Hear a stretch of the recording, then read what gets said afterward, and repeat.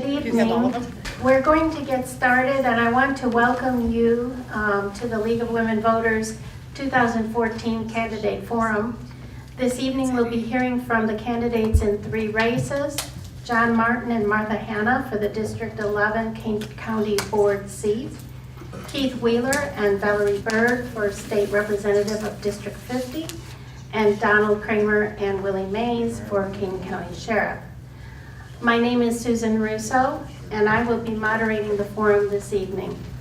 I would like to thank Patty Lackman, Chair of the League's Voter Services Committee, for organizing this forum.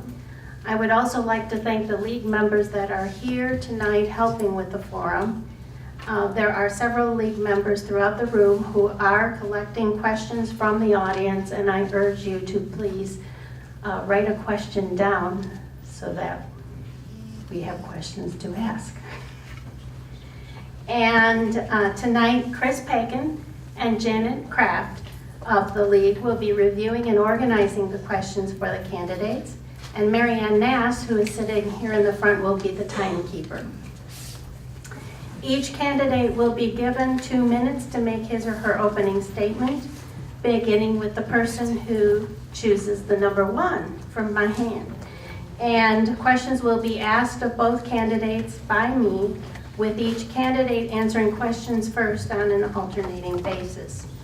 Unless otherwise noted, each candidate will have 1 minute to answer each question, and at the end of the questions, each candidate will again be given an opportunity to make a closing statement. I would like to remind the audience to please write your questions on the cards provided. 1 question per card helps. Also, please phrase your questions so that both candidates can answer the questions. Failure to do this could result in the question not being asked if it can't be answered by both people. And finally, please, we ask that you refrain from applause or comment during the question and answer period. We'll begin with the candidates for the District 11 King County Board seat. This session of the forum will conclude at about 7:15, and we will then take a 5-minute break before moving on to the candidates for District 50 State Representative. The second session will conclude around 8 p.m., and the candidates for King County Sheriff will be heard after a 10-minute break. The forum will conclude before 9 p.m. So without further ado, please welcome the candidates for representing District 11 on the King County Board, John Martin and Martha Hanna.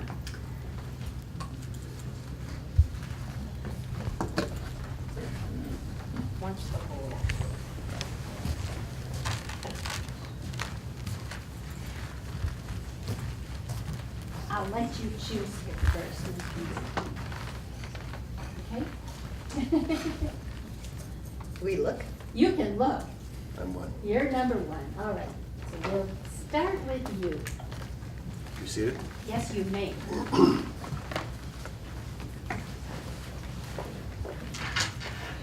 Well, first I'd like to thank the, is this on? It should be on. Yeah. Is the green light on? It is. Okay. First I'd like, Close. You kind of have to be pretty close. is this better? There you go. First I'd like to thank the League for conducting this forum tonight, particularly in the context of Martha and my race. This board race tends to fall under the radar. We don't have many opportunities to express our positions, so thank you very much. A little bit about me. I'm married. I have a lovely wife. I have 2 adult children. I have 4 lovely and absolutely perfect grandchildren. I've lived in Geneva for 42 years, during which I've practiced law and I'm just in the process of retiring out of my practice. During that 42-year time in Geneva, I've been active on various commissions, various volunteer boards. I've served on the Geneva Plan Commission, the Geneva Zoning Commission.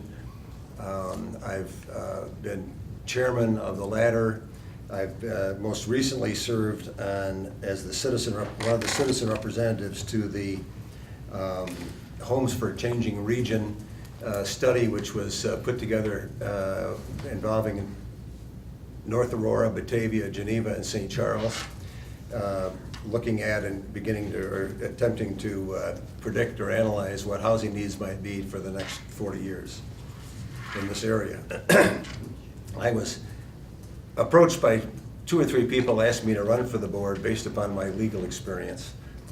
I am glad I did so. I've been attending meetings for the last year. As I've become more educated, I've become more excited about the possibility of serving this district, and I look forward to the rest of tonight's interview.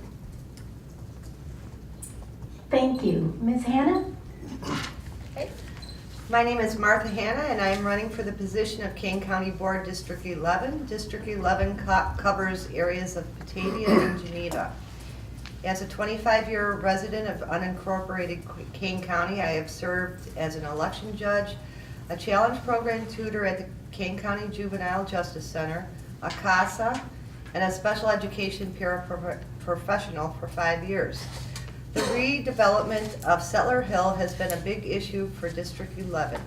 The vision current board members see is not for keeping the promise to the people of Kane County for putting up with a garbage dump for 30 years, but a vision of economic development with a little something to add to appear to keep the promise, which was to make Settler Hill a recreational area for the residents of Kane County. The original plan included a Ravinia-style music venue and mountain biking through the Fabian East Forest Reserve, an area that is home to one of the last stands of oak trees in Kane County. I am proud to say that I was one of the residents that were active in removing those portions from the plan. Improvements to the golf course, clubhouse, and a driving range are already underway. My concerns lay with the plans to build an NCAA championship cross-country track. The track would be used a few months of the year and is of interest to only a portion of the citizens, and has become more important to the current District 11 board member as a vehicle to lure large numbers of people from outside the county. This is not keeping the promise as an amenity for the people of Kane County. Okay, thank you. Our first question is going to go to Ms. Hannah, and again, we will have about 1 minute for each person to respond to each question. What is your vision for Settlers Hill? Okay, my vision, I've talked to residents in the area, and many of them are against more noise and traffic. And we also have to remember that Waste Management has the final say in a lot of the decisions that we'll be making for Settler Hill. Settler Hill is a landfill full of methane pipes. I think the gem of Settler Hill is our beautiful golf course and the hills. We could make Settler Hill a more family-friendly place to go. My husband and I were at the Badlands this summer, and carloads of children would run from the cars to climb the hilly rock formations. The county could implement this vision into their Fitness for Kids program. We could have separate grass trails for walking and running, and environmentally friendly bike trails that will wind up and down the trails. A quiet overlook area could greet you at the highest point. The hills could be full of native plants, and we could have a huge milkweed garden, hollow chimneys, and beehives. We have a huge parking lot at the ice arena, and I think we could incorporate a cross-country ski rental area to provide our residents with more winter fun activities. Mr. Martin? The Settlers Hill vision is something that's going to be changing over the next years and next decade. Currently, the project that is under consideration is the NCAA qualified track. I don't think the confusion is intended, but this is not a facility which would be limited to NCAA usage. During any time that it is meant to meet their qualifications, during any time that high school track teams weren't using it or that it wasn't being used, it will be available to the public for purposes of hiking, cross-country skiing, all of the things that Mrs. Hanna mentions. So it in fact is a public amenity. It may have an opportunity to be an economic boost for the area. Just today, the Development Committee authorized an economic impact study to be made to make a determination as to A, if it's affordable, and B, what that benefit will be. And we'll start with you, Mr. Martin, kind of along those same lanes. How would you envision that the development of Settler Hill would be paid for? Or what? Well, in the context of the litigation from the 90s and the tipping fees that have been collected, there's a $5 million enterprise fund there now. And these improvements that are being contemplated are contemplated as being taken from that enterprise fund. So that would be the source of the money. If in fact it would be so fortunate that it would develop some kind of an economic basis, there may be some contribution back to the county from activity, but the point is that this money is there now, and that's the purpose is for development of that site. Okay, Ms. Hanna? Okay. The enterprise fund, we are using the money from the enterprise fund. We do have to keep half of the money in the fund at all times, because Waste Management will need access to their pipes, and so it's an agreement that we have to keep half of it in the fund at all times. I just have a feeling that we might run out of money for the fill, 200,000 yards of fill to build a $1 million NCAA championship cross-country track. And it looks like we could be going over the enterprise fund, and then we'll be asking taxpayers to pick up a bill. That's something I'd like to avoid. Okay. I'll start with you, Ms. Hanna. Do you think the county needs a new coroner's building with a modern morgue? We do have a new coroner's building in the 5-year capital plan already. So we are building a building for the coroner, Okay. and it is going to be built. Mr. Martin, do you have any comments with regard to that? Well, currently, the current facility is being remodeled, and as Martha indicated, there's a long-term capital plan that includes ultimately a building for the coroner. All right, does that include a site for it, or Mhm. it does? Yeah. Okay. It's up at the Judicial Center. Okay. All right. And I guess that leads us to the next question is, could you comment on the comprehensive plan for the Judicial Center, Mr. Martin?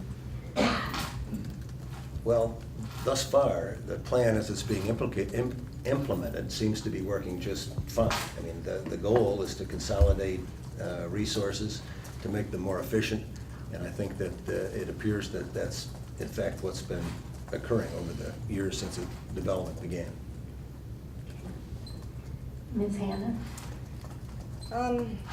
Some of the plans for the area, they're already talking about adding on to the jail, which I thought the jail was gonna last us a long time, because that's the way it was presented to us. We wouldn't have to do anything for the jail for, like 30 years or something.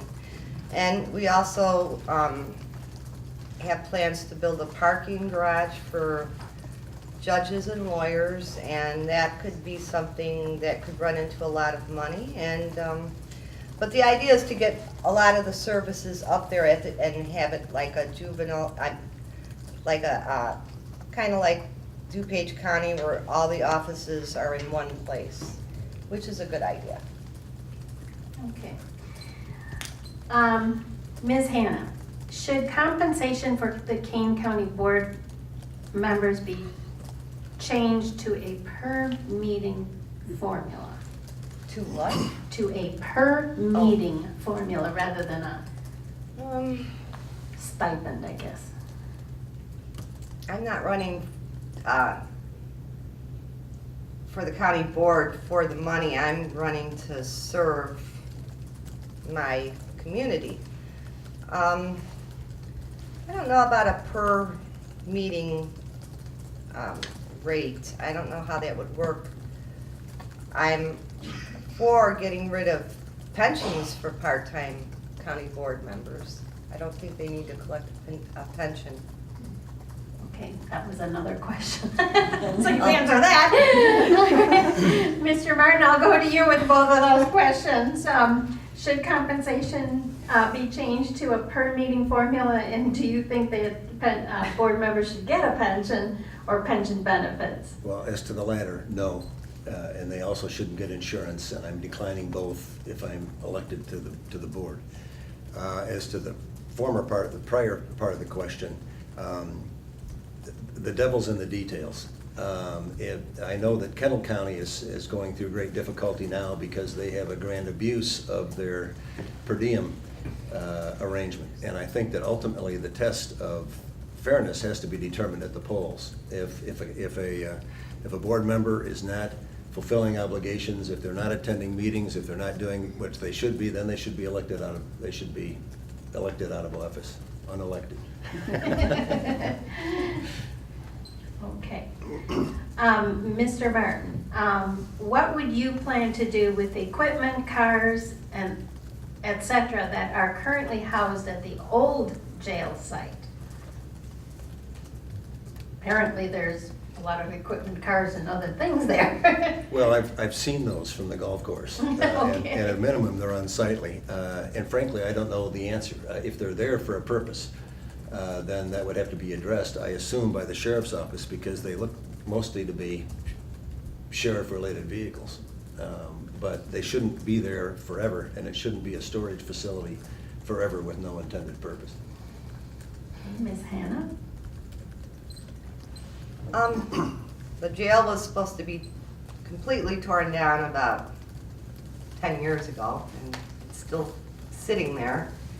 I think eventually the sheriff department will be moving all those vehicles up to the new judicial area. It's taken a long time though. And Ms. Hannah, I'll ask one question. What one life experience have you had that makes you believe that you would be a good Kane County board member? Well, I guess just because I'm involved with the community, I want things go in a direction for Kane County that are a little bit more environmentally friendly. And I like our county, I like all our open space, and I guess just, raising children is a life experience that I've learned so many things from. So that, I think, is my biggest accomplishment that I can think of. Mr. Martin? My son was the philosophy major, so I should have him here to offer me assistance. But I don't know if it's a life experience, but when I began this journey toward the upcoming election, I was interested in what I did, interested in the board, interested in what was happening. And during the course of the last year and watching it in action and attending meetings, I find myself genuinely excited about the possibility of doing that. I know on a personal level that I do my best when I'm engaged and when I'm excited. I've never been able to hide discontent very well. And as I sit here today, I'm excited about that proposition, and I think it was the last year of involvement with the board that brought me to that position. All right. Well, there being no other questions, I will entertain concluding remarks. And we will start with Ms. Hannah, and since Mr. Martin start. Okay. The county has released a 5-year capital budget plan, included are many cost costly repairs and replacements at the new Judicial Center and Jail. We will be spending close to $1 million to repair boilers, replace HVAC units, and undersized pipes. Recently, the new sheriff's shooting range was estimated to cost $1 million more than the actual cost. When I am elected to the county board on November 4th, I will work to eliminate these kinds of costly and avoidable mistakes. I will also opt out of the health insurance and pension currently available to part-time county board members. And I will also make attendance to all meetings a priority as your Kane County board member. Please join my Facebook page, Martha Hanna for Kane County Board 11, and help me win on November 4th. And thank you to the League of Women Voters of Central Kane County for hosting this forum. Mr. Martin? Well, ultimately, we're here tonight so that we can be compared. That having been said, I've been engaged in this process. I've been attending every meeting that of the board, the committee of the whole, the executive committee. I've tried my best to learn everything I can to not only be a good candidate, but hopefully be a well-prepared member should I be elected. For example, the issue of the fill. It's been in the papers that the fill is actually not going to cost the county anything. They're going to be paid for the deposit of clean fill. One small point, but in the context of being engaged in the process, I think that I have done that, and I would appreciate the vote and recognition of that fact. Well, thank you very much from both of you. Please give them a round of applause.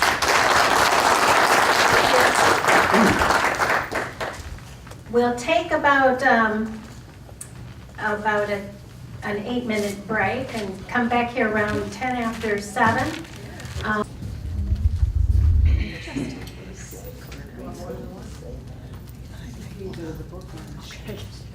All right, we will get started. So if you're not sitting down, please take your seats and we'll begin the second session. And we're planning to do this one for about 40 minutes. And we do have more questions. And we will be hearing from the candidates for state representative of the 50th District, Keith Wheeler and Valerie Bird. So the one with a 1 gets to go first. Ms. Bird. All right. I'm doing now alphabetical, right to left. Or left to right. All right, so Ms. Bird, you may do your opening statement and you will have 2 minutes. Okay, thank you. Good evening. My name is Valerie Bird and I'm a candidate for state representative in the 50th District. You need to step into the mic closer. Okay, is that better? Can you hear me? It's green. Yes. Okay? Yes. Okay. Better, yeah. Okay, I'd like to thank the League of Women Voters for holding this forum and for inviting me to participate. I want to share with you a little background information about me. I have lived in the 50th District. It wasn't always the 50th District, but for almost 30 years. My husband Paul and I raised 5 children here. About 10 years ago, we began 2 small marketing and photography businesses, working with local chambers and municipalities to promote them. In 1998, I was appointed to the Yorkville City Council as an alderman and served for 9 years until 2007, when I was honored to be elected as Yorkville's mayor. During those 13 years, I worked with former State Representative Pat Linder, current Representative Kay Hatcher, Representative Tom Cross, and many other elected officials of both parties to bring back hundreds of thousands of our tax dollars to our community. As mayor, I worked to solve problems. I formed citizens advisory groups and I put together coalitions. Together, we weathered the Great Recession and we fought off a landfill. During the past 4 months, I've been walking around the 50th District asking everyone, Republicans, Democrats, and Independents, what is the biggest issue facing you? They have all said the same thing, property taxes. In response, I have put together a plan that can lower our property taxes by as much as 70%. I hope tonight to tell you more about my plan, and if you decide to join with the many others who have heard it and want me to follow through with it, I am ready to take this plan to Springfield and get to work for all of the residents of our district and for all of the residents of the state of Illinois. I hope I can have your support. Thank you. Mr. Wheeler. Well, thank you. First, can you guys hear me okay? Is that working? Okay, great. I want to thank the League of Women Voters for hosting tonight. Appreciate the opportunity to be here with all of you. I want to thank all of you for being here and being part of the election process and learning more about the candidates that are running for office. And finally, I'd like to thank my wife, Lisa, who's here tonight in the audience and who's been tremendously supportive of our run. I say ours because it's a family endeavor when you get into this. And we look forward to the next 3 weeks and wrapping this election up and hearing from all of you. Most people know me one of 3 ways. As a small business owner, as a parent who's very involved in his children's activities, and as a concerned citizen who's worked hard to improve our communities. To me, Illinois government has become worse than just the daily frustration that I see from my office, or than the embarrassment that we hear about on late night TV talk shows. It's become a threat to our success, to our livelihood, and unfortunately for so many of our neighbors, to their jobs. I ran to stand up for Illinois families, protect the Illinois taxpayer, and start creating a lot of Illinois jobs. As a small business owner and as a member of NFIB, by the way, NFIB is the National Federation of Independent Business. This is the largest small business advocacy organization in the country, and there's 11,000 member businesses here in Illinois. And I currently serve as the state board chairman for that organization. So I hear on a regular basis from other business owners who understand how difficult it is to raise jobs, or to invest in Illinois and start creating the jobs we need to put our neighbors back to work. Please keep in mind that while our unemployment numbers have been improving in Illinois, we still have 300,000 less jobs today than we did in January of 2008. So we have a lot of work to do and a long ways to go. Again, I want to say thank you for hosting tonight, and thank you all for being here. All right, thank you. We'll go to the first question. And as I said, we'll have about a minute each for answering these questions. So we'll start with you, Mr. Wheeler. What is your opinion on a graduated income tax to address the structural deficits in financing the state of Illinois? Excellent. This is a question that came up quite a bit, especially back in the primary, which was before the end of the General Assembly's current session. The graduated income tax, or progressive income tax as it's been called, is something I staunchly oppose. Right now, we have a flat tax in Illinois, a 3% flat tax. Well, it was, now it's been up to 5% with the most recent income tax increase. A progressive income tax is something that, among the business community, will drive jobs and the companies that we need to help create more jobs from our state. Illinois is not as competitive as we need to be with our neighboring states, and raising our income taxes further will prevent jobs from being created here. The numbers that I read back in the spring when this was first proposed was that it would raise taxes on 85% of Illinois families and a top income tax rate as high as 11%.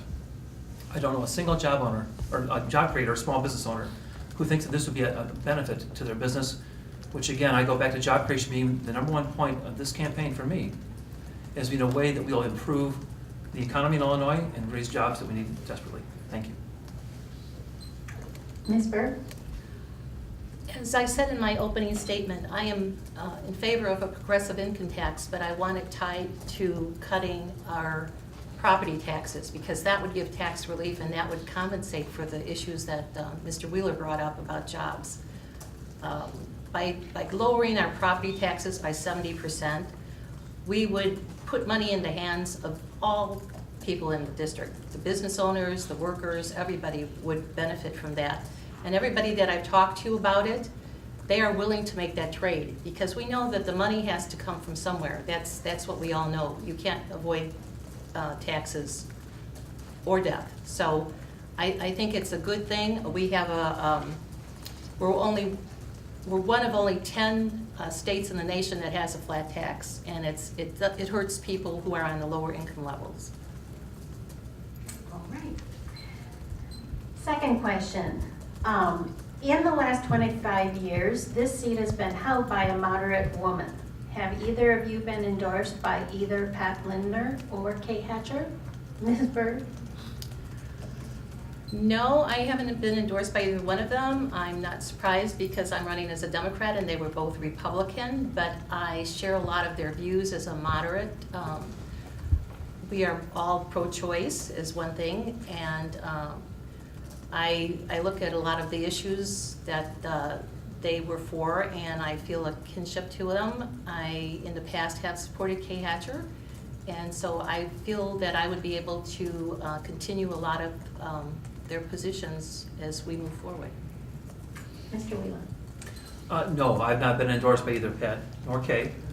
However, looking at the voting records of Kay Hatcher specifically, since I know Kay very well, and talking to different voters throughout the district that I've been in contact with since the primary, many have said you've got big shoes to fill, and I agree. Kay did a great job as a representative for the 50th district. And I agree with Kay on so very, very many issues that are important to Illinois.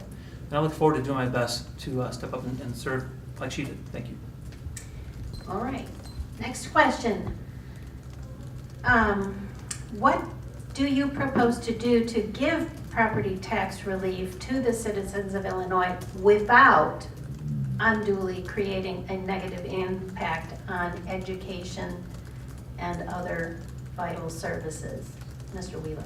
Excellent.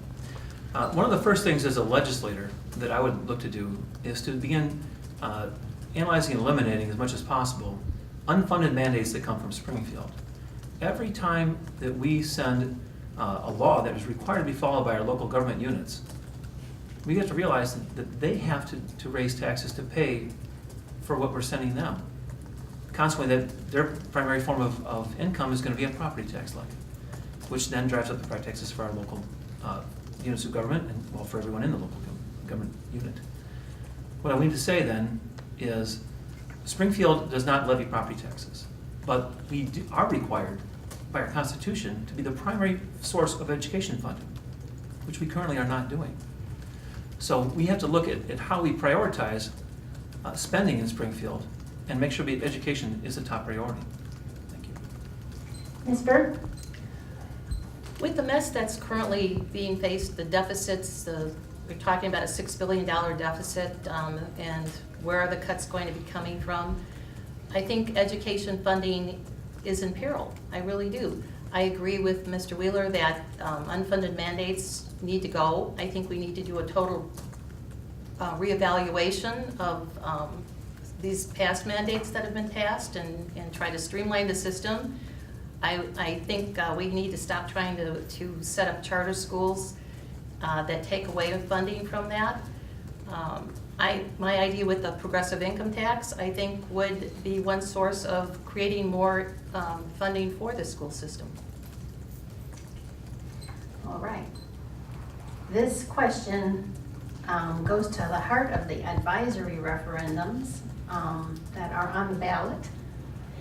And it asks, do you support the advisory referenda for minimum wage increase, women's health to cover prescription birth control, and the tax for education, also known as the millionaire's tax? Ms. Byrd? Well, that's a lot of pieces in a 1 minute answer, but I am definitely for the increase in the minimum wage. I think we've all learned that the trickle down from the top doesn't exist. It's the trickle up that works to drive demand. If you take any economy classes at all, you've learned that it's demand that drives the creation of jobs. And if we want to jumpstart our economy and get things moving again, we have to put money in the hands of the people who are the working class and middle class. And I'm definitely for that. As for the Women's health to cover prescription birth control? yes, I think that's a decision that fits in with my pro-choice position, that I think that women they have the right to that kind of coverage. And the millionaire's tax for education funding, Right. I would be in favor of that, but I'm more interested in going back to the progressive income tax and redoing that whole taxing system, because I think Illinois' taxing system is a bust. Mr. Wheeler? Okay. We start with minimum wage. I am not in favor of increasing the minimum wage at this time, unless we had a federal minimum wage increase, which levels the playing field for all the states. However, realize that raising minimum wage is an arbitrary increase in the cost of doing business for any business. And my goal is to see more people be hired. By raising the cost of doing that, you're going to see less people hired. I saw the study that was done if we raise the minimum wage, nationally even, we're talking about losing 500,000 jobs in our country. Low entry-level jobs are the on-ramp for opportunity for people who haven't been working yet. So I want to see that continue. I'm not in favor of the changes that would be made regarding the required birth control. I want to see less government regulation in the health insurance market. And the last one was the millionaire's tax, which is another form of a progressive tax. I am not in favor of that. Again, every time we raise the cost of people making money in Illinois, that's the opportunity to create jobs. And I'm going to go back to that over and over again. That's the most important issue in this race to me, is how we create jobs in Illinois.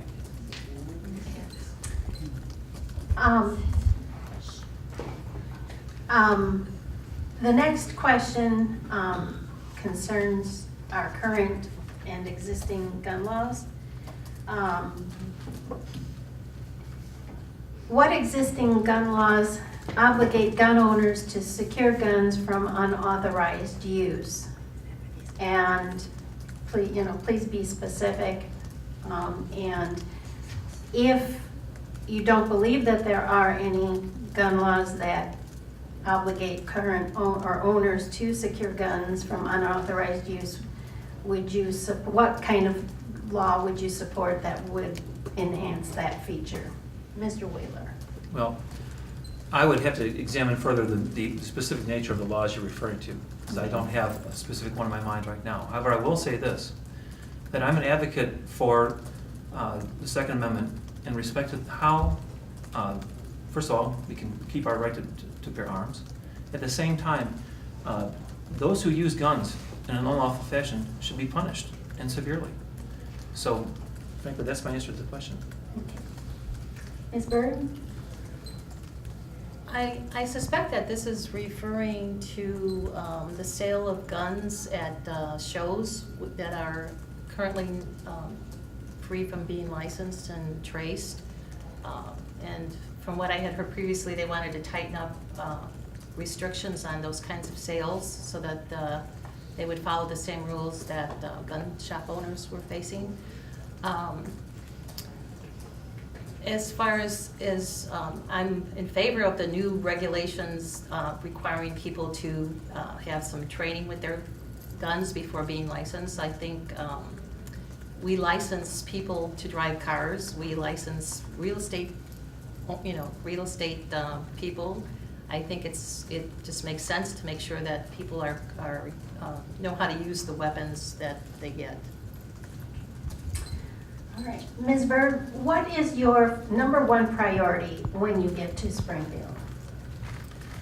Well, my number one priority, I think, would be to carry through with my promise to go down there and to cut our property taxes. I think the property tax is a very unfair tax, because I know a lot of people who bought their houses 30 years ago who live in our area. They raised their families there. When they bought it, the house was $50,000, $80,000, and now it's $300,000, and a lot of them have to move because they can't afford the taxes. And this kind of a tax doesn't take into account your income. So if you want to create jobs, I think one of the things you want to do is make our property more viable by business owners, or rentable, and make us more competitive. And I think that will do that. And like I said, it'll also generate more income in the hands of the people. Mr. Wheeler? Well, as I mentioned earlier, and I'm going to keep going back to it, my primary purpose in running is to help more jobs be created in our state. I created a plan called Illinois Jobs for Illinois Families. And I've been asked, why do you call it Illinois Jobs for Illinois Families? And the reason is because I hear so much about Wisconsin jobs for Illinois families, Indiana jobs for Illinois families, Texas jobs for Illinois families. And we've seen an excess of people who have been leaving, what, 9.5 minutes? Someone leaves the state of Illinois permanently. Those are good people that should be working here, living here, and raising their families here. But they're finding better opportunities elsewhere because Illinois is not being competitive when it comes to the idea of how we treat our business community, and in my opinion, especially our small business community. So, again, my primary purpose in Springfield would be to see how we can create more jobs for the families that are already here. Okay. Mr. Wheeler, would you make any changes to the workers' compensation system in Illinois? And if you would, what specific types of changes would you make? Excellent. That's a very important question, and it goes right to the heart of what I'm talking about. Workers' compensation costs for businesses in Illinois is roughly double that of the state of Indiana, which means that if you're in one of those border counties and you're in the trades or you're in a business where workers' compensation is a high cost of what your business is about, you're going to find it's much better to be in business across the state line than it is to be here in Illinois. One of the easiest reasons to see that is because Illinois doesn't take what's called causation. Causation means that you have to be actually injured on the job or something related to your job rather than any other place in your life. And that's one of the reasons why our costs are so high in Illinois. Back about, let's say, 3 years ago, I served on a small committee within NFIB. And we went to Springfield to discuss the workers' compensation reform package that was available at that time. It was being discussed, it wasn't available. At that time, causation was part of the package. Unfortunately, at the very final negotiation, it was stripped out of the bill. Our rates haven't changed, and we can see no difference now. Thank you. Ms. Bird? Well, I have to admit, workers' compensation isn't at the top of my list as far as focusing on it. I don't think this is an issue of reason why a lot of people are leaving our state. I feel more that it's because of the property taxes. I think it's an issue, of course, we should look at and do what we can to help businesses, but I have to admit it would not be at the top of my list. All right.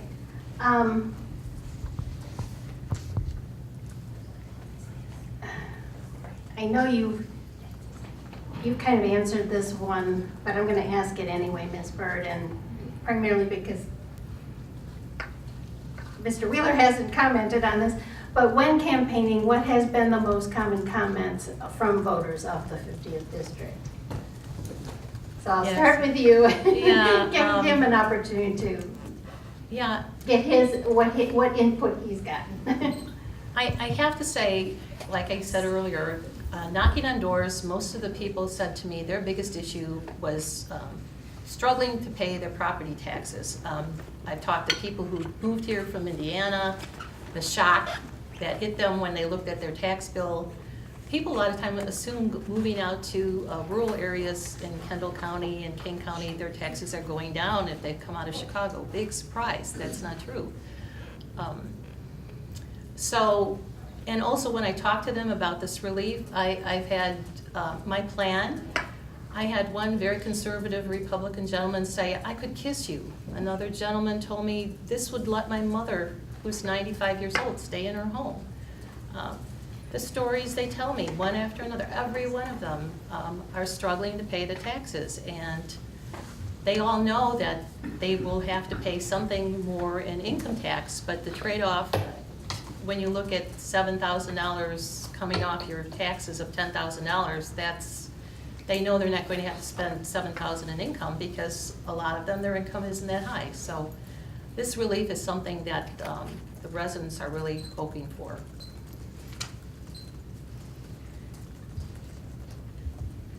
Mr. Wheeler? Thank you. I'm sorry. It's all right. Going door to door is one of the fascinating parts of campaigning. You get to meet a lot of people that you would never otherwise get a chance to talk to. And consequently, you hear about a lot of things that they're upset about.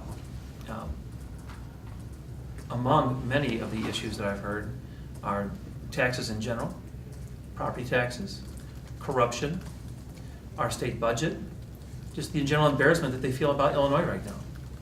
There's a reason why, a recent poll said that 50% of the people who live here would leave if they could. So it's not just one thing, it's many things. But the thing, again, that I go back to is unemployment. People who are out of work. In the 50th district, there's been, unfortunately, a huge number of foreclosures. We're on that edge where the growth stopped. And people who bought homes here couldn't afford to stay here, not just because they didn't have property taxes, because they didn't have a job. So my point is, we gotta look at the whole system and put things back together again. But if people aren't working, they're not paying any taxes, let alone property taxes. All right. What is your position with regard to Senate Bill 16, which has passed the Illinois Senate? And that is the Education Reform Act bill. Mr. Wheeler. Thank you. Senate Bill 16. Senate Bill 16, the way I understand it, my research shows that it would take money from some districts and give more to other districts. So I decided to evaluate the districts that it would affect within the 50th district. So from pure recall here, St. Charles will lose about $8 million. Batavia about 4, Geneva around 4, Yorkville around 1.5, Keeneland I think somewhere around 2. Oswego would lose about $500,000 in funding in general state aid. Consequently, that's a negative impact on many of the districts that touch the 50th district, which means that we'd be having to raise property taxes to make up for the difference. So I'm not in favor of Senate Bill 16. I understand we need to reform how we do allocate education spending in our state, but Senate Bill 16 is not the answer. Ms. Byrd?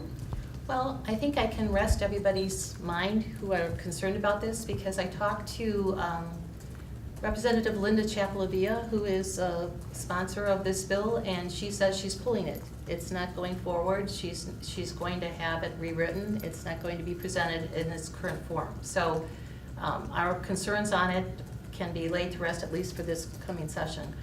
But I agree with Mr. Wheeler. Like I said, we need to do something about education financing, and I think the possibility of working with Representative Chapelavia and forming a better bill that would take into account changing to the progressive income tax would be a real boon for our area.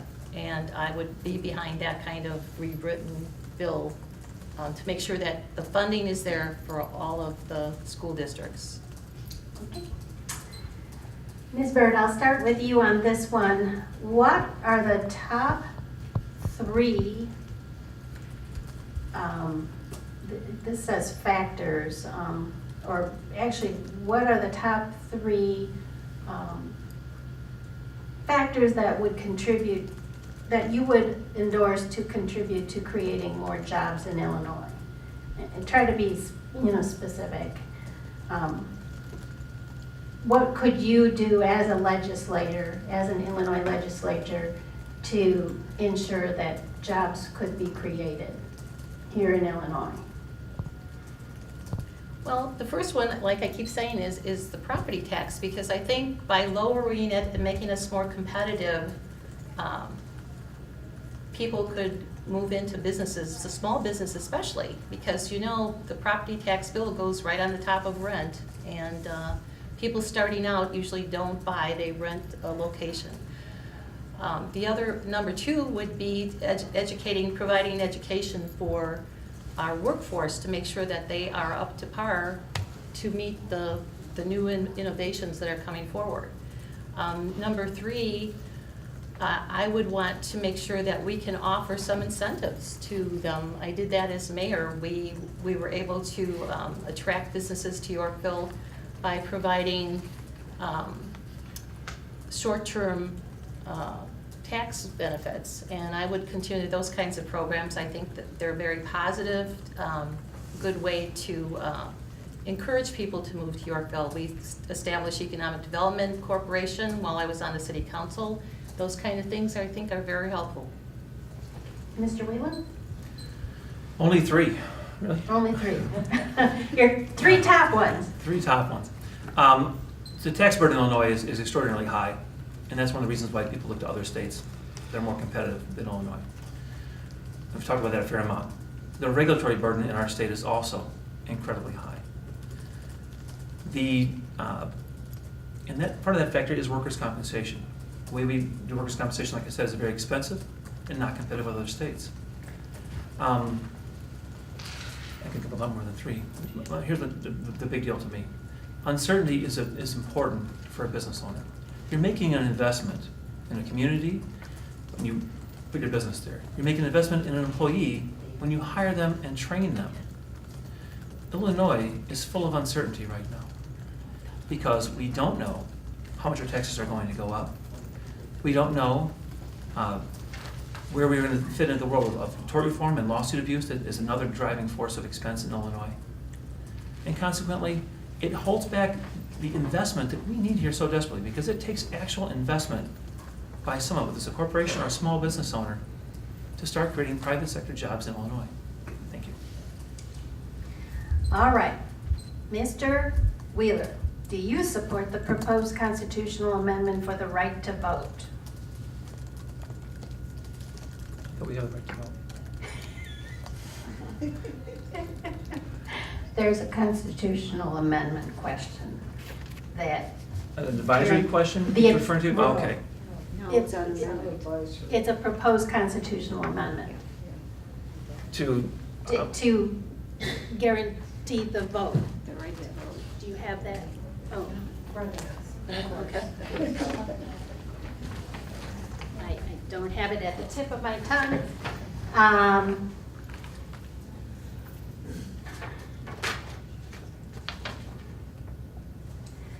Clarifying that no person shall be denied the right to vote based on race, color, ethnicity, language, national origin, religion, sex, sexual orientation, or income may increase voter participation. Supporting fair and equitable voting procedures. I think what it's saying is kind of an voter ID law. well, I think that every vote should count. Every person who meets the qualifications to vote should be allowed to vote. I also think that every vote that they make should count, which means that if there's corruption in the voting process, we should do everything we can to root that out, because that's taking someone else's vote away from them. So, well, I have not specifically studied the language you're referring to. I really believe that we all have the right and the duty to vote. And at the same time, I'm not opposed necessarily to a voter ID check. I mean, up until this very election, you were required to present ID if you wanted to early vote. And we require ID for checking out library books and all kinds of other things that are part of our normal society. If we were to go that route, I'd like to see us have a free ID that anyone in the state of Illinois who's an actual resident of our state would be able to receive from the Secretary of State's office and be able to vote with that as a proof that they are actually a resident of Illinois and they deserve their right to vote here. Okay. Ms. Berg? That's interesting, because I was just reading about this afternoon before we came here tonight. And from what I understand it, this passed both houses with a very good majority. And you were right, that's the reason they said that they wanted this on the ballot was to act as a sign that Illinois was not going to go down the route that a lot of the other states have recently gone down. And it is to ensure that nothing could happen in the future that would limit people's right to vote. And I think that would be a great idea, Mr. Wheeler, of sending out identification, because I would hate to see what is happening in some of the other states where people by the hundreds of thousands are being kept to vote because they don't have driver's licenses or other kinds of identification. If we want people to vote, then we need to provide them with the tools so that they can show up and vote. And I think this is a great thing, and I will definitely be voting for it. Thank you. How has your background prepared you to represent the people of the 50th District in Springfield, Ms. Berg? My background, well, I began my career as a newspaper reporter I was a newspaper editor for 2 weekly newspapers in the suburban area. And one of the things it did for me was to teach me to listen and to talk to the people. Everybody has a story to tell, and you can learn a lot when you listen. So that moved me forward.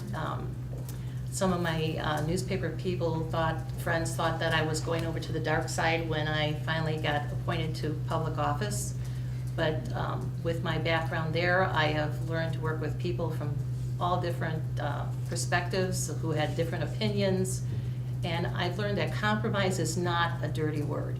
You can actually form better legislation by giving more people input into it and ownership of it than trying to pound other people over the head with what you want. So I think by learning these lessons, I would be a very effective legislator.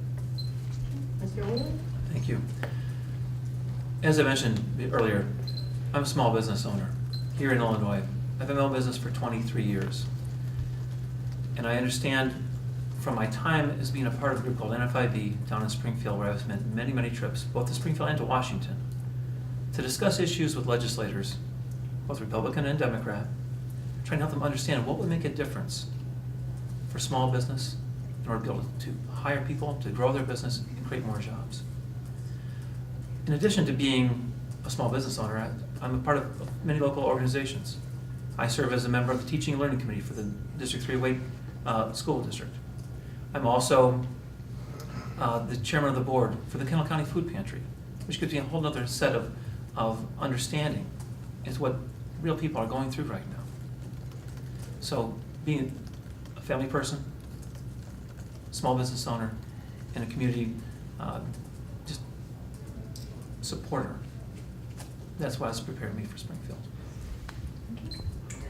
Mr. Wheeler, what is your position on ban the box legislation with regard to job applications? I don't know if you're familiar. That's the ban the box that checks whether you are a convicted felon on a job application. And there's a movement to eliminate that. That's an interesting approach because, and I'm not familiar with this yet, I have not studied this, so I'm going to speak in generalities. As an employer, you're responsible to a great degree what happens with the people you hire in the business that you're running. I'll give you an example. I have an IT support services company. We've been hired to work with different law enforcement agencies. We are required to go through a background check to have access to certain data. And it's appropriate because we have access to things that are not everyone gets to see. So consequently, those background checks are required. And it's important for small businesses or any business, including government, to understand who they're hiring. So while the burden is on the employer right now for a great deal of choosing who you hire, making that more difficult in some respects would seem problematic. Ms. Byrne? This seems like one of those questions where you actually are facing a dilemma, because I understand from some of these people's point of view who have a record that sometimes what they've been convicted of isn't that onerous, but it keeps them from getting a job, and it creates a downward spiral in their life that they just can't get out of, which is not good for any of us. We need to uplift our people, not keep them down. And so from that point of view, I think it would be a good thing to not have that, you served your time, it's over, give them a fresh start. But, I would think I'm for it. I would think I would be wanting to not have to check that box. All right. And I will conclude with just asking your input on the state of the state's pension reform situation. Now, since it's certainly in the courts and nothing to do, but if you could comment upon this issue of state pension reform so that we kind of have an idea of what your position might be, should it ever come back to the legislature again. So I'll start with you, Ms. Byrd. Okay, this is something that was brought to my attention when I was still the mayor of Yorkville. I had gone to workshops and they were talking about how Illinois' public pensions were draining us of 70% of our tax dollars at that time. And I tried to bring it up at the city council level, and we couldn't even talk about it. It was so disruptive. Well, I think a lot of people understand, like Elizabeth Warren says, if you aren't at the table, you're probably on the menu. So I agree with that, and I think that I think that our unions realize that they need to sit down and work out this issue, but pension reform has to be at the top priority. We have to straighten this out, and if we can straighten that out, then I think a lot of the other issues will fall into place. From what I hear, it sounds like it's going to be found unconstitutional, and if it is, the law that was passed, it'll go back. And there was another bill that Senator Linda Holmes was backing, and it had been worked out with representatives of the unions. And I think that would be a better way to go. I think we would get less people upset about it, but I think that everyone realizes now that something has to be done. I mean, promises were made, and I hate to see them broken, but you can't pay what you don't have. And we just need to make sure that the retirees, people who are already retired, are given what they were promised, because you know, it's going to hurt us in other ways if that's not fulfilled, but changes have to be made. All right, Mr. Wheeler? Well, I believe that as legislators, we need to find a balance of three important things. One, we need to provide certainty for the retirees. Two, we've got to find a sustainable defined cost for taxpayers. And finally, we have to actually fully fund whatever system we actually implement.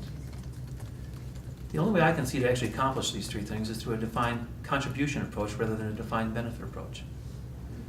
Now, this is an issue that would affect current retirees, but only to the point where they've already earned their benefits under the current program should be provided. That was a deal that they agreed to, that they made, we made as a state. However, going forward, if we work out an arrangement with defined contribution, we could begin to pay off the unfunded liability we have currently. And if we fully fund what we're doing with the defined contribution approach, we're actually paying that with every single paycheck that goes out. And the problem for the long term would actually be solved. All right. So we will go to closing statements, and Mr. Wheeler, I will start with you. Well, thank you again so much for having me tonight. I appreciate the opportunity to be here with all of you. I got asked the question many times, Keith, why are you bothering running? You're a Republican in Illinois. If you win, you'll be in a super minority currently. Down in Springfield, you have no voice, and why are you doing it? And I said, frankly, that's not necessarily true. Because Illinois can change in this election cycle. And I'm hoping that we get that done by doing two things. One, we need to elect a new governor. With that, one more Republican in the House, and you've got an opportunity for Democrats, actually a requirement now, for Democrats and Republicans in Springfield to actually work together. That has been done for 12 years. 12 years. And look where we've gotten. We're 50th in the nation in job creation. We're dead last in credit rating. And these are things that we don't deserve. We deserve better than that.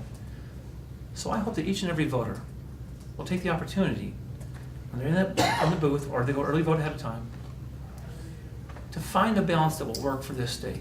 Find a balance, and you can do it in this election right now. Again, I'd love your support. Thank you again for having me tonight. Thank you. And Ms. Byrd? I agree with Mr. Wheeler. This is an election that could make a difference. I am running in this election to give the people of the 50th District a choice, and it's a very real choice. I don't believe it's a choice between a Republican or a Democrat. I think it's a choice between a moderate and a self-proclaimed staunch conservative. I'm a moderate who has worked with people on both sides of the aisle to solve problems. I've got a record that proves that. If elected, I will continue to do so. And I agree, we have some very big financial problems to solve in the state, and bickering and power struggles won't solve them. I believe I'm the candidate best qualified to find the solutions we need. and I am asking for your vote. Thank you. Thank you, both of you. And a round of applause.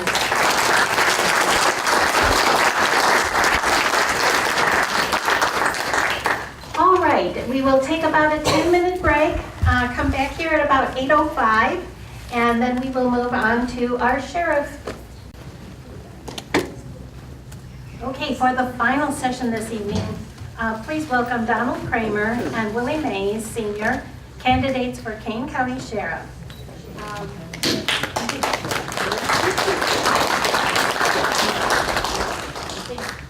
You've got nothing, so you should have a 1. That means Is you that get good to or go- bad? Well, it There you go, depends. ma'am. You get to go first.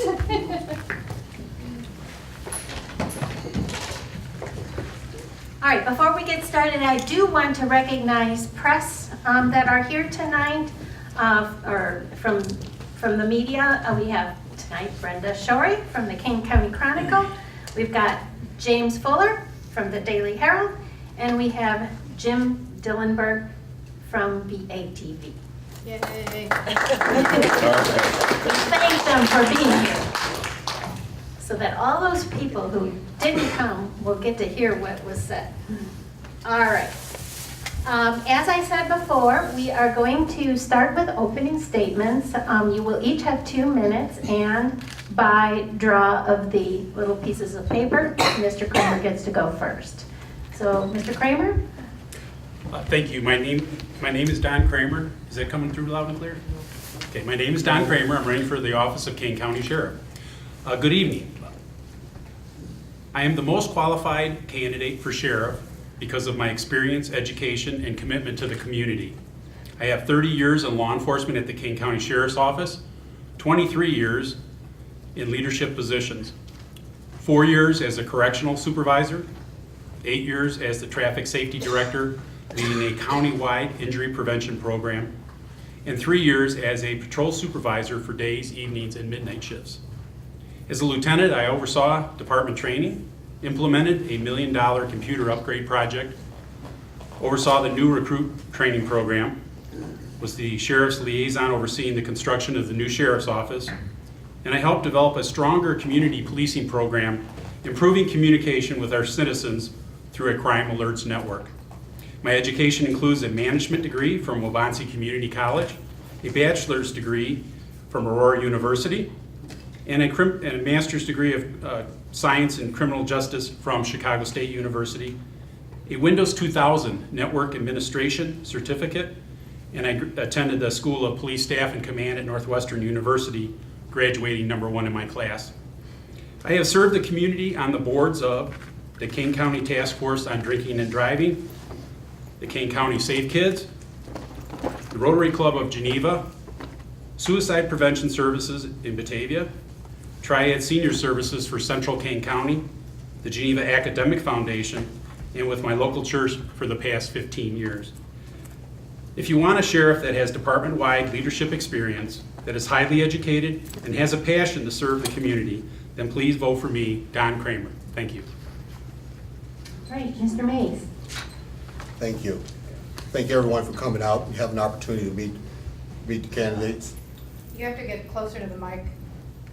It's- How about that?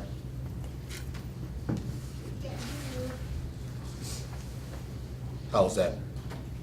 Is it on? It is It's on. green. It's green. Hello? We have our resident Kane County guru of everything, Mitzi.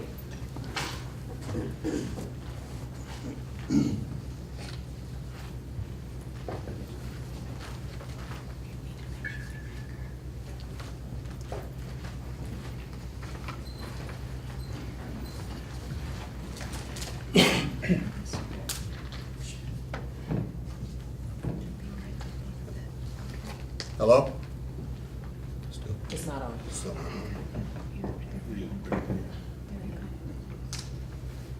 Alrighty, how about that? That's good. That's good. And Alrighty. Will, before you start, Mr. Mays, Mitzi Strike, thank you very much.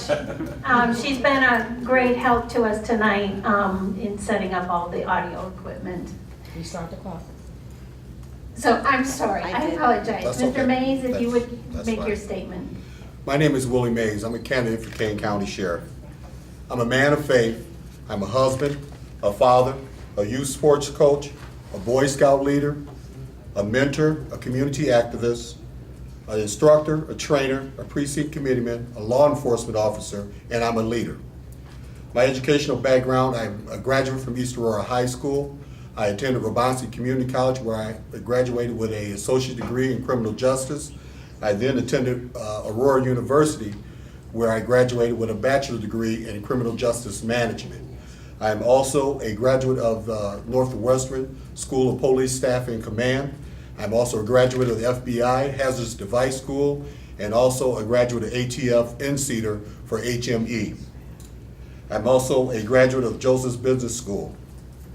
My certifications are I'm an evidence technician, a SWAT team entry member, a marijuana leaf identification officer, as well as a bomb technician, a hazardous material technician, and an arson investigator.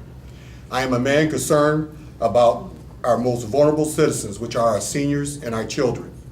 I dislike the social ills of society, but I refuse to quit and strive to live the best life I can and help provide the best quality of life for citizens within Kane County.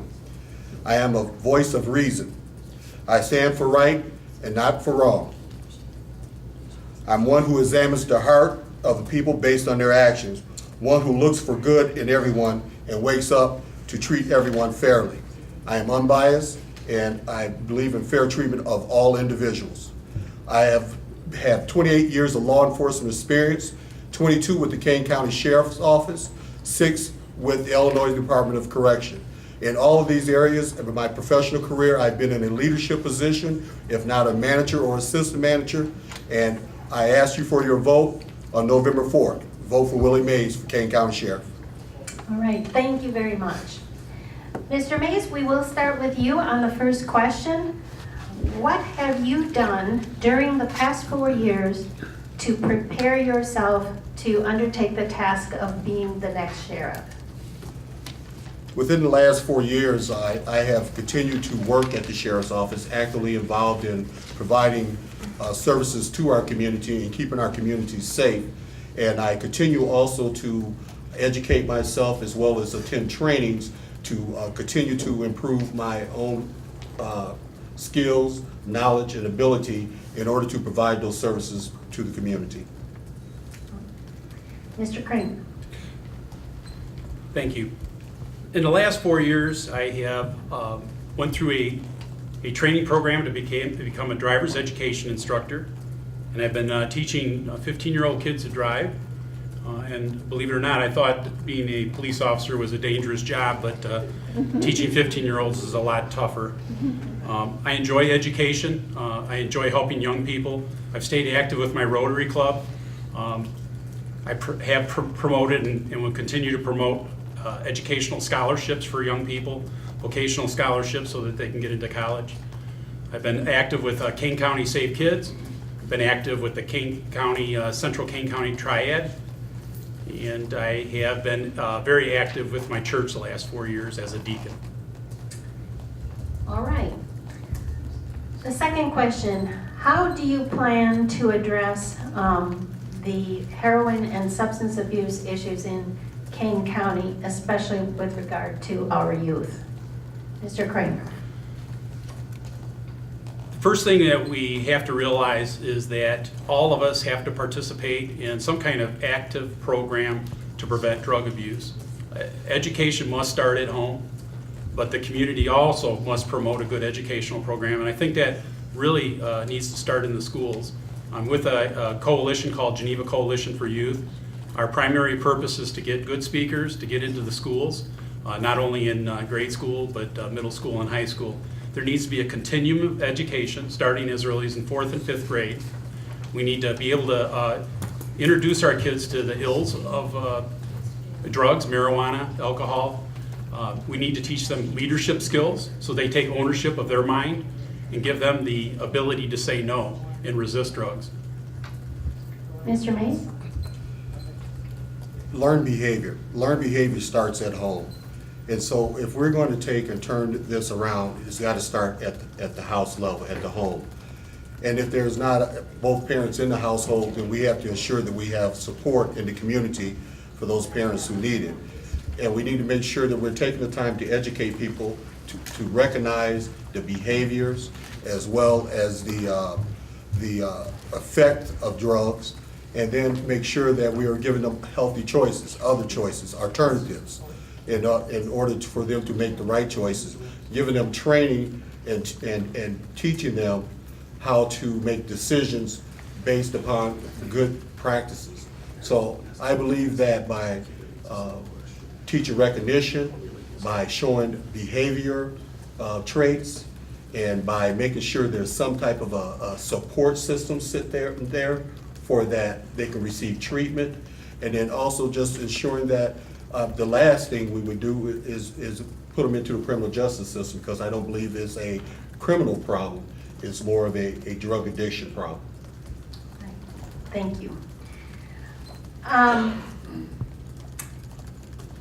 either of you served on a union board or participated in negotiations for an employee contract? Mr. Mays. Yes, I've had the privilege to serve on the union boards pretty much throughout my career. And actually, I just realized that this year when I got promoted, that it was the first time in my professional career I have not been a union member. But I've served as president, vice president, as a sergeant at arms.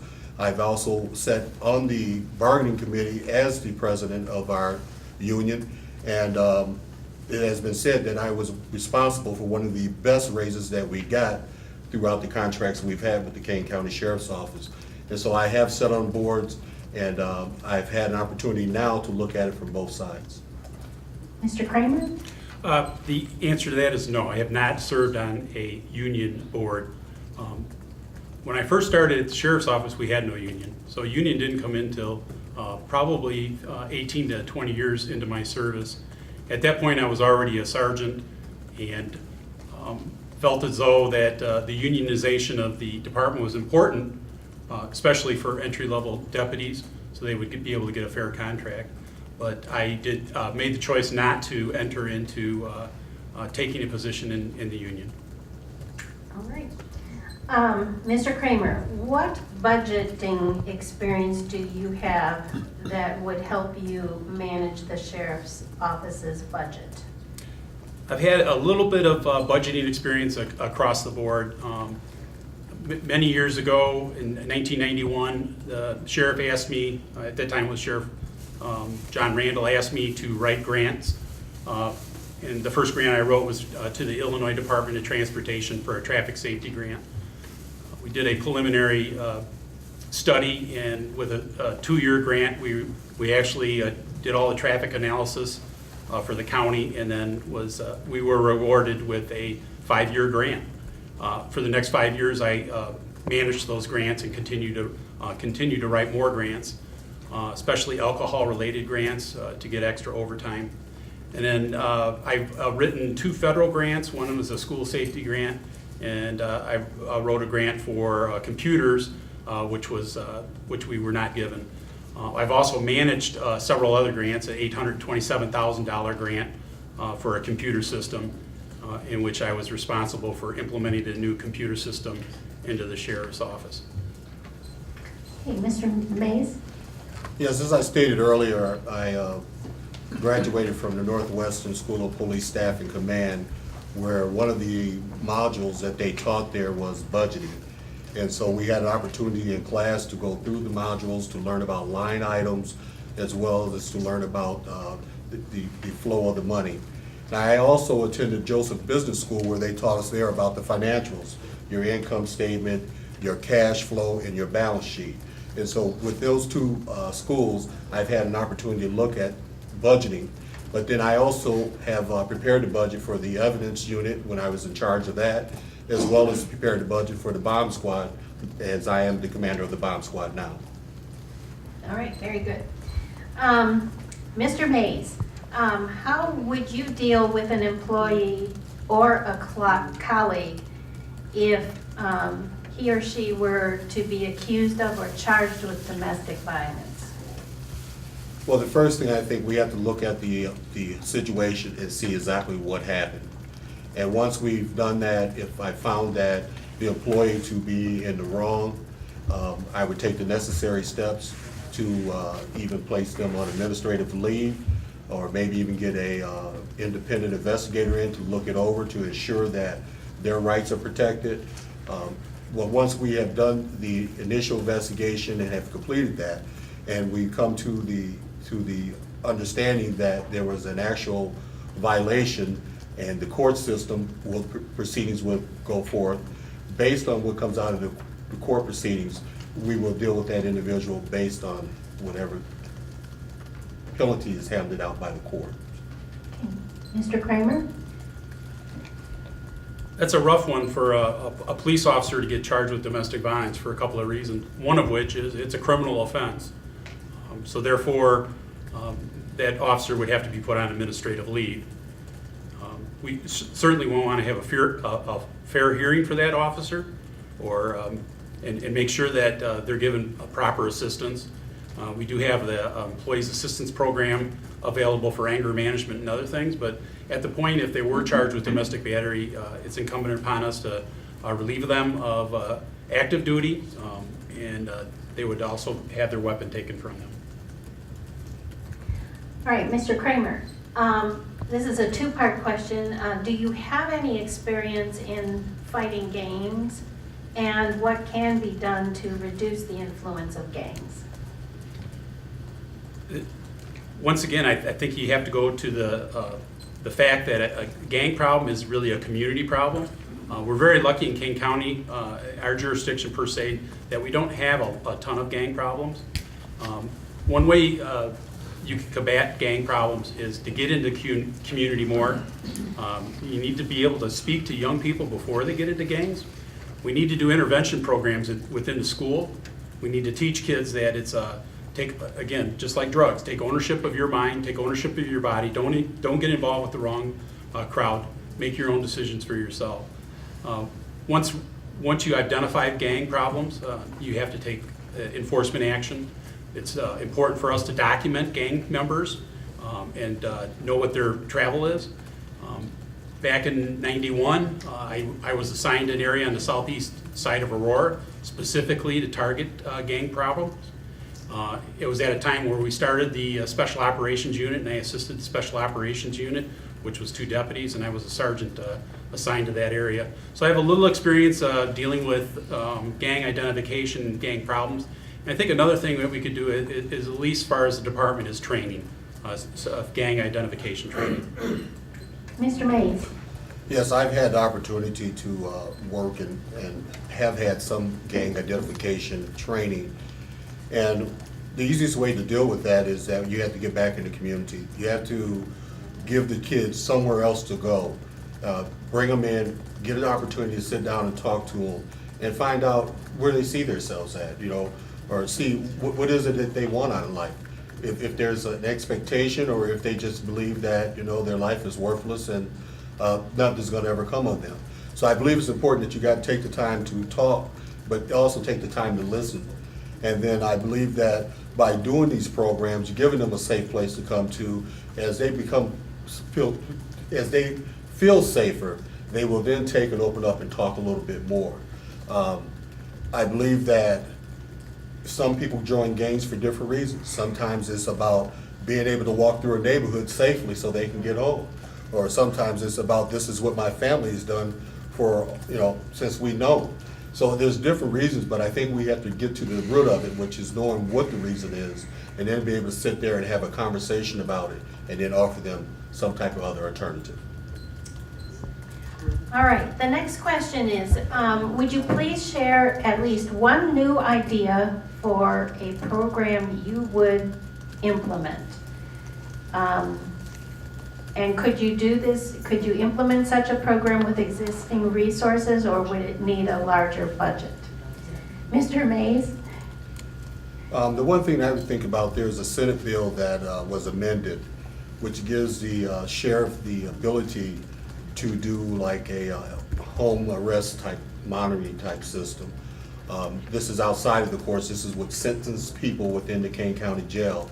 And what I would like to do is take an opportunity to look at that to see how efficient it could be. And if it is efficient, then maybe utilize that to lessen the amount of people that we're sending in and out of county in order to be housed so that we can actually save that money. Mr. Kramer? One of the new ideas, it's probably not a new idea, is to get our cars running on natural gas or propane. I did a little research on it, and there are companies out there that will convert the vehicles for no cost to begin with, and then on a monthly basis share some of the savings that are returned. It's somewhere around 70, I believe about 70 cents a gallon would be the savings initially. And that would save several $1,000s off the sheriff's office budget. And it's also a greener fuel. Another, and along those same lines with green strategies at the sheriff's office, I would like to see solar panels, photovoltaic cells put on the roof of the correctional center. I was at Aurora University last weekend, and one of their buildings, just one building alone, had solar cells on the roof, and that provided 14% of all the energy for the campus. So I believe that with that technology over the long haul, we could save a lot of money in electricity at the correctional center. And there's other types of solar energy that could be implemented too. Thank you. Mr. Kramer, what should happen to an employee who misuses his or her service weapon? There has to be policy and protocol already set for instances where an officer would use a weapon improperly. Probably the first thing that needs to be done is, especially in an event of an officer shooting, is that the officer needs to be relieved of the firearm, and there has to be an administrative hearing to determine the use of the weapon. And again, policy would dictate what the penalty would be. Okay, Mr. Mays? Could you repeat the question, please? Sure. What should happen to an employee who misuses his or her service weapon? Well, first off, I think that there's certain reasons that we are allowed to utilize our weapons. And normally those reasons are around deadly force, someone who might be in great danger of receiving deadly force, or someone who's a hazard to those who are around. For an individual to take and misuse their weapon, we already have policies in place. There's already laws in place that governs how to use it. And if the individual is found to be in violation of those policies and laws, I think that they would be disciplined as well as possibly charged. All right. Next question. This relates to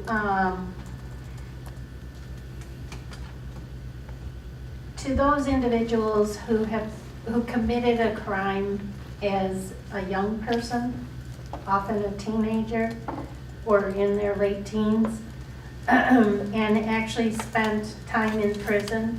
Do you think that if a person does not reoffend, his record should automatically be expunged after a certain amount of time? Mr. Mays? I believe that everybody deserves a second chance. I believe there's laws that already dictate what crimes can or cannot be expunged. And I would say that as the Chief Law Enforcement Officer of Kane County, that I would ensure that we are withholding the laws and enforcing them. But I do believe that everyone deserves a second opportunity. Mr. Kramer? Especially with juvenile records, I think that has to be guarded very carefully for their benefit. Again, there's really a stigma attached to having a criminal record, and that's a sad thing because when a person gets out of prison, they should have the opportunity to get a job, and that stands in the way often, especially if it's a felony conviction. So I think depending on what the type of crime was, We need to give persons the opportunity, maybe even teach them how to go through the process of getting their record expunged. But I think other crimes that are, especially crimes against people, I don't think that would be a wise idea to expunge those records.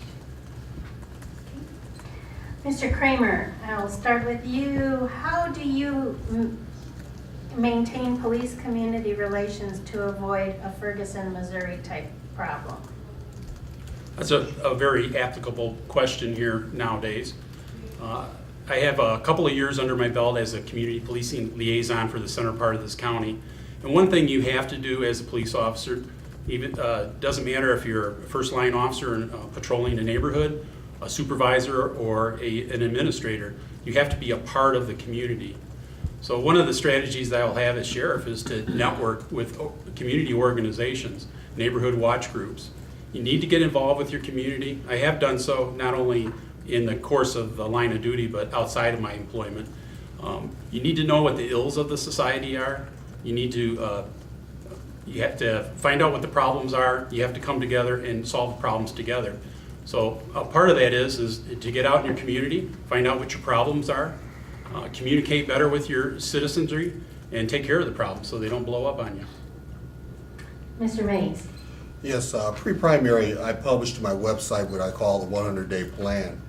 And within that plan, it talked about what I plan to do the first 100 days when I take office.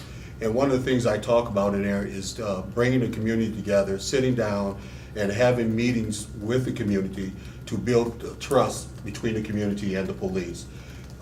We all know that things happen and the police cannot be everywhere.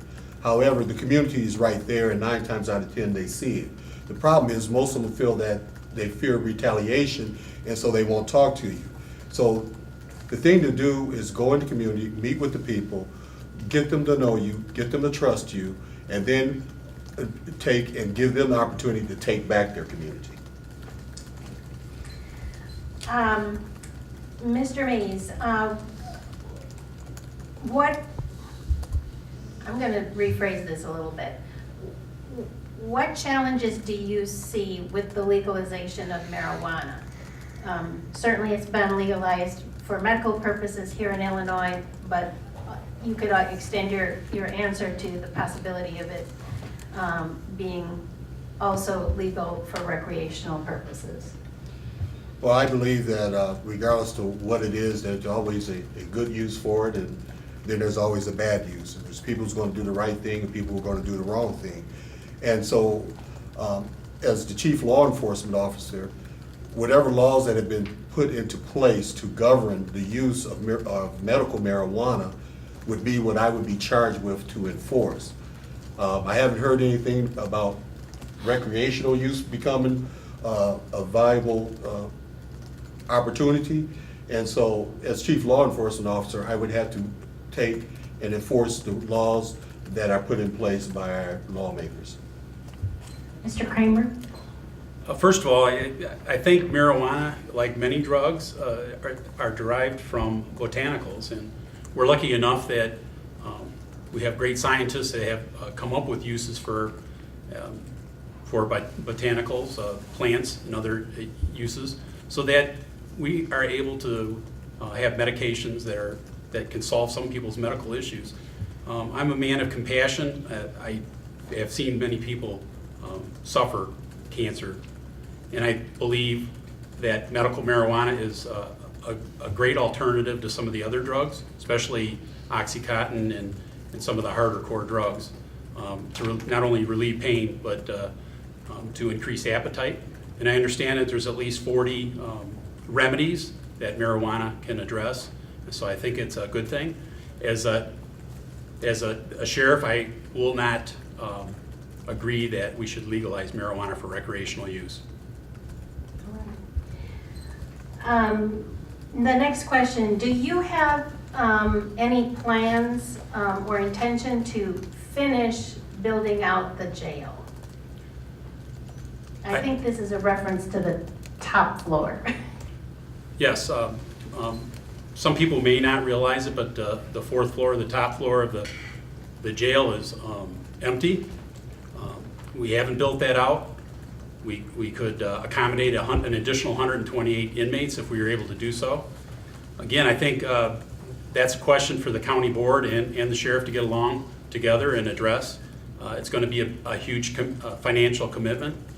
So I think what we really need to do is put ourselves on a 5-year plan, capital improvement plan, and to start finding out what the cost to bid that project out, and then get the ball rolling. But eventually, there will be the need to build out that.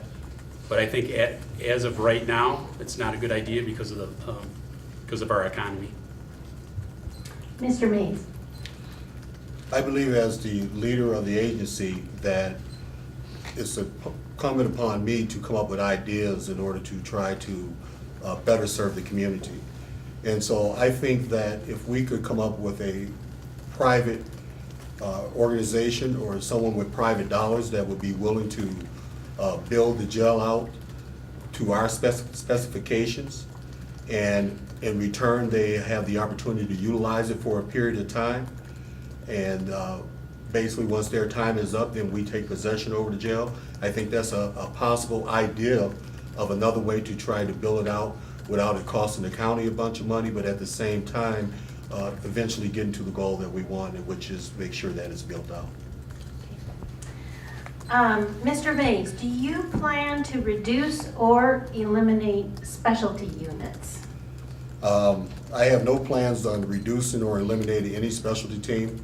I believe that they all serve a purpose, and they all have a particular discipline. And so I believe it's important that we have those available to service our community. And I believe that this is the second time this question has come up, and my opponent has says that he would not do this when he clearly had on his website that he would. So I have no intentions on deleting, depleting, or getting rid of any of them. And I plan to continue and make sure that we are serving the community in the best fashion. Mr. Kramer. I think what my opponent is referring to, 4 years ago when I ran for sheriff, I made the statement that I thought the Special Operations Unit, which is basically a drug interdiction unit, should be back out there in patrol, combined with patrol. And that is currently what they're doing. No other specialty unit is going to be eliminated or reduced. We can't afford to do so. We're at the bare minimum on pretty much everything we do.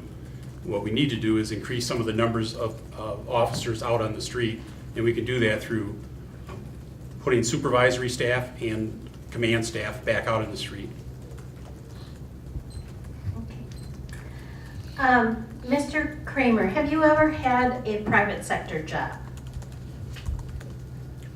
Certainly. Starting in, I believe it was 4th grade, 4th, 5th, 6th, and 7th. Well, I think that's relevant.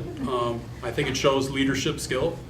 I had a paper out when I was in 4th, 5th, 6th, and 7th grade, and actually put up $1,000 into the bank. Before I became employed at the sheriff's office, I worked for a security firm at Fermilab, so I had about a year of practice already driving around a squad car and utilizing 10 codes and protecting federal property. And then since retiring from the sheriff's office in 2009, I am employed with a driving school, a private driving school, and have done so for the past 4 years. And also do some private public safety advising. Okay, Mr. Mays. Yes, I've had quite a few jobs prior to working for the sheriff's office. As a high school student, I worked a part-time job at Burger King, where I worked my way up through the ranks to become crew leader. And from crew leader, I worked my way up to become assistant manager, to when I graduated from high school, I was the manager of that facility. I also worked at Kentucky Fried Chicken as a manager. I also worked at Golden Bear as a manager. So these are restaurants that are not around anymore. But I did so in a management capacity. And I've had other experiences. I used to truck drive for a while, where I found out very quickly that that's one of the most dangerous jobs that's out there. And I've done shipping and receiving, corrections, obviously, and public safety work as well, so deputy. Okay.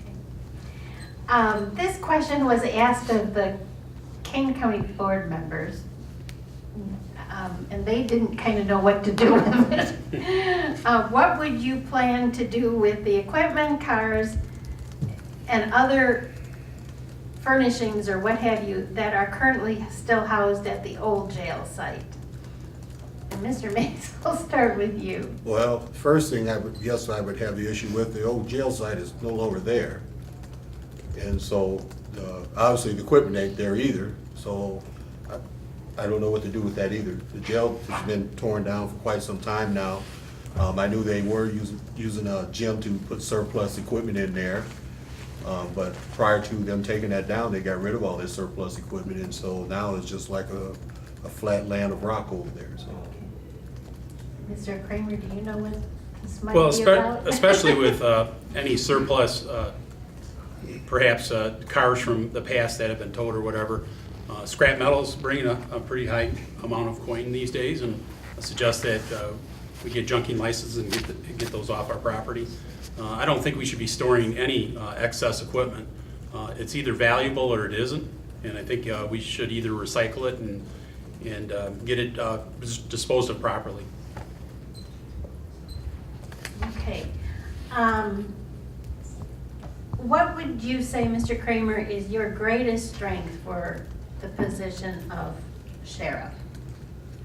I think my greatest strength is my ability to lead. I've been in many leadership positions, not only at the sheriff's office, but in my private life. I joined the local church in Geneva about 17 years ago, and I was immediately brought into the board of deacons because they could see some ability there to lead. And I currently a deacon and handle the community outreach. I handle taking care of people that need rides places, try to help people get employment. In the sheriff's office, I've had leadership positions starting way back in '91 when I was asked to write the first grant for the sheriff's office. At that time, the sheriff asked me, once we got the grant, he asked me to create a traffic unit and start making a difference, and we did. We reduced fatal car crashes over a 5-year period by 50%, and we also reduced injury crashes. We got people to put their seatbelts on, so we, in essence, I came up with a good program to save people's lives and improve the safety of our highways. And Mr. Mays, what do you believe is your greatest strength for the position of sheriff? I believe my greatest strength is ability to talk to people and to get the most out of them. I believe that we have a lot of great employees at the Kane County Sheriff's Office, and I believe that by talking to them and properly motivating them, that I can get the most out of them and even get them to even want to excel even further or even higher. And with that, we come to the end of the questions, and I'll start with you, Mr. Mays, to give us your concluding statements. And again, we'll give you each 2 minutes to do that. Throughout my candidacy, I've been very consistent with my message, my position, and the issues raised by the community. My leadership style is leadership by example. We are all accountable to the citizens of Kane County. My experience is based on formal training and practical application. I have worked hard throughout my career to succeed and reach the level of success I now have.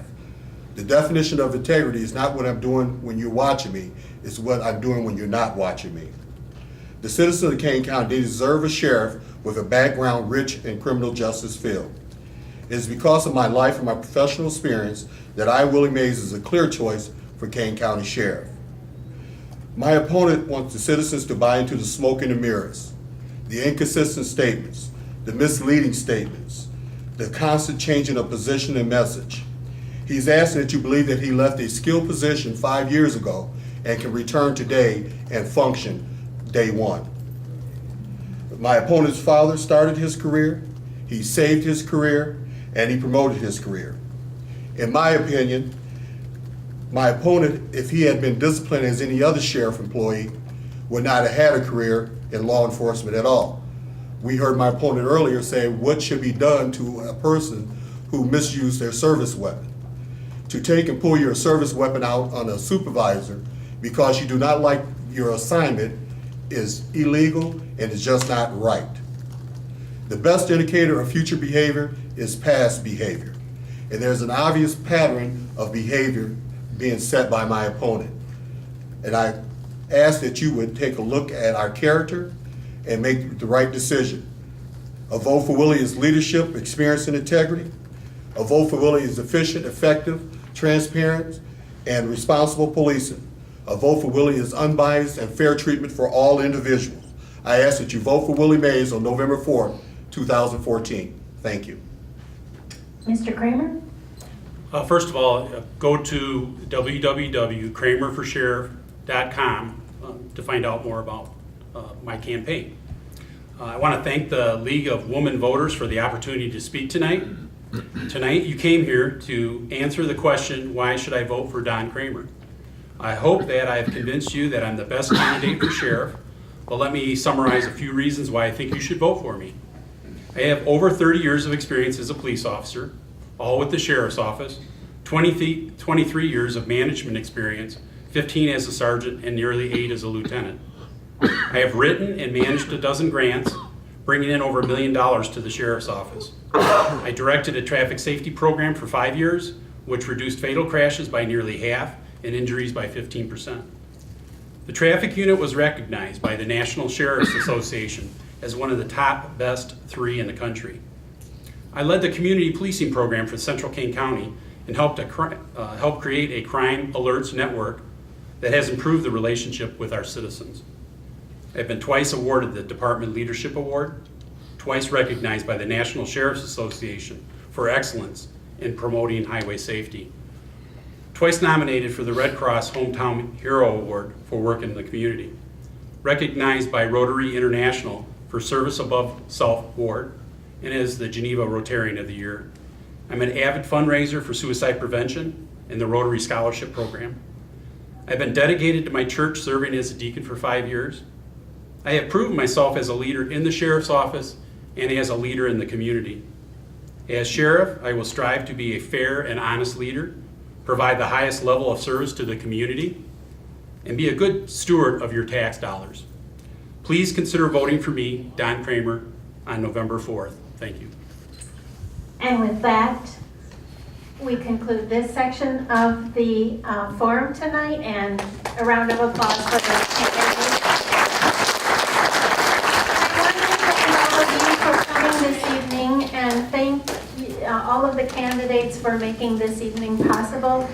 Please remember to cast your ballot for the November 4th election, and remind all of your friends, relatives, co-workers, and neighbors to get out and vote on November 4th or at one of the early voting locations prior to November 4th. So thank you very much. Good night.